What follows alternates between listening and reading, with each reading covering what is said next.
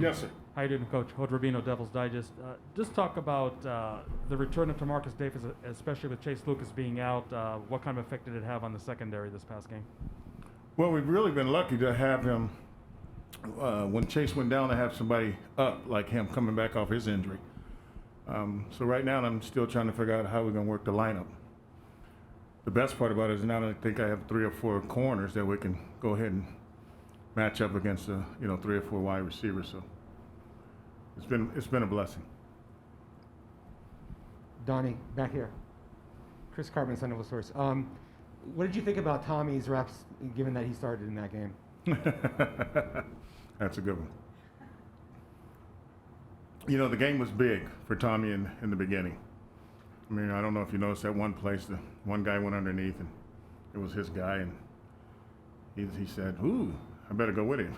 So then he ran. But as the game got going on, he sat there and watched the older guys play, calmed himself down a little bit. We talked to him a lot on the sideline, trying to prepare him for what was going to call him as far as the calls and what he had to do. So by the end of the game, he was fine. He didn't play, I think he played maybe 15, 16 snaps when it was all said and done. But, you got to get those young guys in there and give them a chance to compete and see if they can figure it out, really. And that was a pretty good game to do it. The guy didn't throw the ball a lot either. So he had a chance to, sit there and get right in the fire. Didn't have to compete as much as you'd like to see him do, so it worked out okay. Yes, sir. Coach, how do you feel about how well Jack Jones has been playing so far this season? Well, there's times that I have to get on Jack a little bit about playing certain techniques, but overall, he's covered his guy. He's got himself in trouble a couple of games by letting the guy get on top of him and stuff.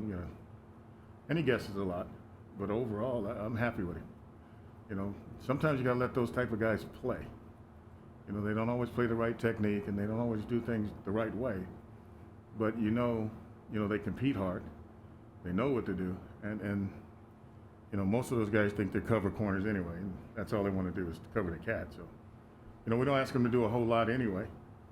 Play your man, get your eyes right, get on top, things like that. So, he guesses. He know it. I know it. I know he's guessing. I mean, I've been around a long time. I've seen a lot of them. So, when your eyes when your eyes over here and your man's running right there, I know what you're doing. You're looking at the quarterback. So, but overall, I've been happy with it. Hi, Coach Sam Miller, Comcast Sports. What have you seen from Chase Lucas this season? What characteristics do you have that make him so different than any other DBs in the country? I think it starts with him, number one. I think it starts with his confidence. I think it talks about his technique. He's played a lot of football games, and when you play a lot of football games like he has, the confidence is there. You've seen enough just through visual experiences, and when you think you're the best and you feel like you're the best, you kind of feel like you're pretty good. And I think he's at that point right now, after all the years he's played, coming in from last year, 4 games last year, or how many we played. And now that, he came back for a reason, really, is to get more film to make sure it showed who he really is. And I think he's playing pretty well. I've been lucky. I mean, I'm walking in right now with 2 guys that's been around. And TD's been around, so you got 3 guys that's got experience. And if you don't ask them to do too much, and they do the right thing, it's like I tell them, just keep the ball inside and in front. If you can do that, we'll be okay. Keep the ball inside and in front, inside for the running game, and in front for the passing game, and we'll be okay. Donnie, with Davis out in the first few games and Chase getting knocked out, you've played Jordan Clark more, Mason Williams more. That's going to help you, I know, in the long run, but there's a learning curve. Just wanted your thoughts about how those guys are doing. Well, you're right. When you have injuries, you gotta figure out what's next and who's up next and those type of things that you hear people say. The old cliches. Excuse me. When you have 5 or 6 guys or 7 guys, I would say we have corners in particular. They're interchangeable. They can play corner and they can play nickel. And you can get it done in practice where you can actually see if they can really do it. It's been good. I mean, let's be honest. Chase goes down, now what do? Well, TD's down, now what do? And some of that stuff just happens at the spur of the moment. So you look at a guy like 25 Williams, who's played 3-4 games. Hey, get in there. You know, you've earned the right to play. You've earned the right to show that, you know, you can compete. You've earned the right to know, let everybody know that you know what to do. Can't be afraid to put him in there, because who's next? So I've been fortunate, honestly. I mean, my biggest thing is really the safeties. You know, who's the next safety? You know, that's the one that scares me. You know, if you got 2 goes down and 4 goes down and 12 goes down, now who you got? Now they got a few young guys. Well, the problem with that is those young guys don't get all the reps in practice like the old guys do. So I got to do a better job of rotating those safeties right now and trying to figure out who's next. So to answer your question, it's been a blessing to have those type of guys that's interchangeable and they know what to do. Who might that be, the 4th safety? Well, right now I got some guys in there. I better not say the names, they might get nervous. No. I got T. Lee working in there, I got Hart working in there, and then I said to myself, hey, this kid over here does everything right, young kid, and then you start looking what's ahead and you say, hey, let's see what he could do. So right now I'm working with Reagan, RJ. So I got him back there. I had him back there today for the first time. We made it easy for him, so there were situations where if we were playing too deep, we sent him to the 2 sides so he didn't have to concentrate on that. And if he had to play man, instead of having one of those other safety types he's a corner. So what I did today was when they went 3 wide receivers, instead of sending the safety over, I sent him over there. So all of a sudden now he's learning safety and he's able to play the wide receiver. So it takes me back to my old days when I first came in the NFL when I had Rod Woodson. You know, Rod was a safety, but he had played all those years at corner. So we didn't have to, when they went 3 wide receivers, Rod never came off the field. He just went down and played wide receiver. So that's what you'd like to have all the time, that one guy that can play safety and interchangeable.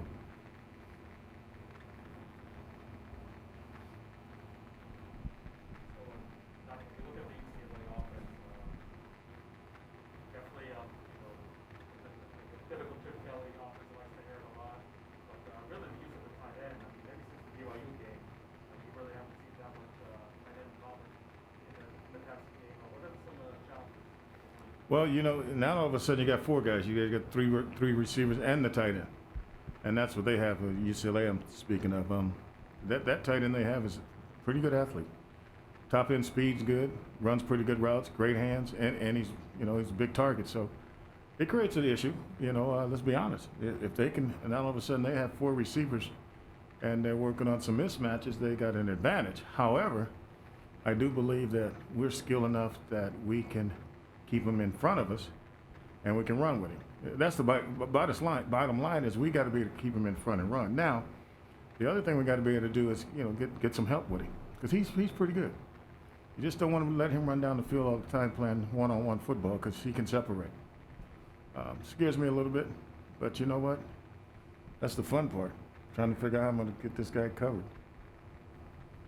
Donnie, you've coached some really good ASU secondaries in the past. How does this group measure up in terms of potential and how it's playing relative to potential? Well, it's hard to compare them because it's been so long ago. You know, that was when I was here the first time. I was here, 92 to about 97, I believe. And yeah, we had some pretty good guys in. Some guys went on to the NFL. What I do like about this secondary, if I try to compare it to the other ones, athleticism. You know, they're as athletic as they come. We got some guys that can flat run and change directions, and they catch the ball well. You never know. You know, when the scouts come in here and talk about guys, they have a pretty good picture of what they see on tape. You know, they look at the tape and they can analyze them and evaluate them from there. But I would say if I had to compare them, as you're asking, I'd probably say athleticism. And there is an athletic group that I've ever had. Comparing the 2 since I, came back anyway. So these guys they all have a chance to play successfully at the next level. Well, you know what? I believe so. You know, that, like I tell the guys, the scouts that come in here, you know, I've been at that league up here also. It's really it's their job, the scouts' job, to analyze and evaluate the guys the way they perceive them if they can fit into their scheme. That's the biggest thing. And right now, you know, we got some guys that can fit in different schemes. You know, we got some guys that can play man. We got some guys that play, you know, 3 deep. I don't know if we got too many guys that can play flat cover too. We're just not that big and physical. You know, our corners are probably what, 170, 175. And if you're playing cover 2, you probably want them 190, at least that they can get their hands on guys and reroute them. So it's just going to depend on what they and how they evaluate the kids and if they can help them for their schemes. But I'd be surprised if they don't. See, here's the other thing. Nowadays, because of the practice squad guys, you got more numbers. So you can hide guys more and give them more chances. So, you know, I always said if a guy been in school 5 years, he probably gonna get a chance just as a non-drafted, undrafted defensive back. All you wanna do is get in camp. You know, the kids nowadays just get in camp because the numbers are so great that, you know, I don't know how many they carry now. I mean, when I was there, it was 53 on day, or 46 really day one, and then 53 during the week. But then you still had 6 or 7, 8 guys still there practicing. Now, I think the numbers might be a little bit higher now for the practice squad guys. So the bottom line is you're trying to get in camp. I'd be surprised if these guys, 5 of them, you know, we got 5 seniors really. I would think all 5 of them should have a chance to at least get to somebody's camp. And after that, hey, it's all about studying the playbook and making plays, really. Just one more. What do you think about the Dorian Thompson-Robinson play action and play extension capability within Chip Kelly's offense? Anytime a quarterback can extend plays, you got problems. You know, we gotta do things up front to try to contain him and keep him in the pocket and make him go lateral if he wants to run. But, you know, that's part of their offense. Some of the plays are designed for him to run. The play action part, you know, they suck you up, and next thing you know, the ball's over your head. So if we can keep it in front of us and stay on top, we should have a chance. But that's the game nowadays. You know, you got the quarterbacks that can extend plays, and you know, you got 5 or 6 in the box, and they got 1 more counting him. Yeah, so you know, you got to pick your poison sometimes. What are you stopping? But you know, if it's 3rd and 5 and he's extending the plays all the time, you got to get off the field too. So we might have something that we might have maybe 6 or 7. We might have to bring 2 more guys. We went to the Canadian League and try to stop him. How's that? Go to the Canadian League and bring a couple more guys. You guys good? Yeah.